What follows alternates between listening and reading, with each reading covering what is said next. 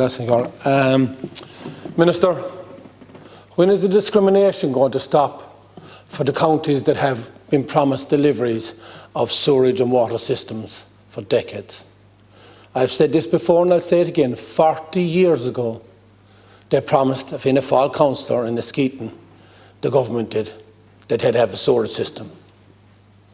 Now, Glen, Abbeyfield, you go to Ula, Drumculliher, we've 2/3 of Limerick County have been starved of funding that has been promised for decades by the same governments.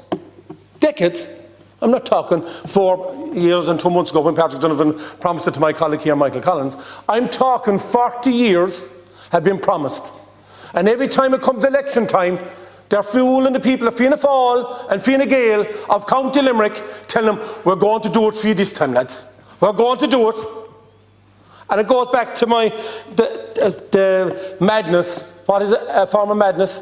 Voting for the same people over and over and over again and expecting a different result.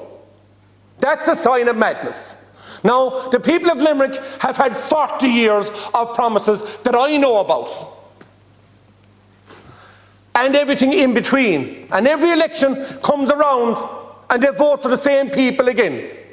But the only difference is RTE was the only television we had back then. But there's a lot of different media outlets now. We now have social media, which catches them out every time they vote against their own county, every time they come up here. They're telling them one thing on the radio in our own locality, and then they come up and they vote with the government against their own communities. And yet, we still have got no money for infrastructure. The last general election, only for there was one minister elected in Kerry, there would have been no minister on the west coast of Ireland. What's wrong? What's wrong in this government is the cabinet. It's made up of teachers, doctors, solicitors and accountants. No business people, no community people, no country people.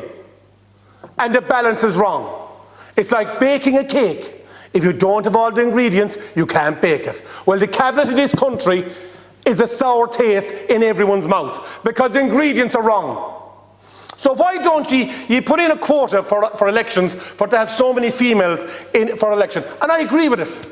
But they should also bring in a quota for the cabinet of this country that it has to reflect the country in the ministers that are appointed. And they can't all be above in Dublin in one niche mount or all in the base of a city based in Cork.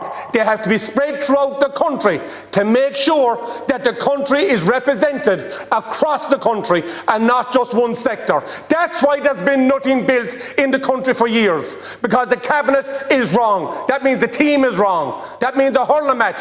That means all forwards, no backs. All backs, no forwards. As I say, you can't bake a cake with only a small few ingredients, and this government have left a sour taste, and the people of Ireland and the people in Limerick need to stand up this time and send a clear message to the government. It's time to get you out and make sure the proper data is brought in that the country is now going to be represented.